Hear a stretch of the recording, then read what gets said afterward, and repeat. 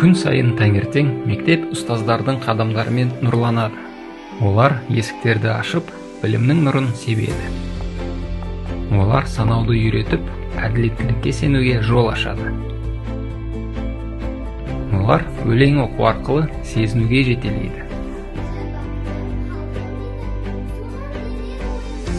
Олар қозғалысты көрсету арқылы алға ұмтылуға күш береді. Олар ырғақ арқылы жүректерге жол ашады.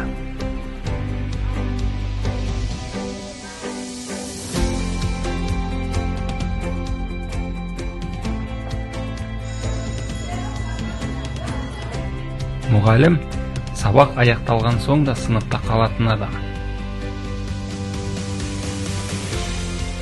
Әрбір оқушыны оқушыдан да артық тани білетін адам. Мұғалім болашақтың нұры пайда болатын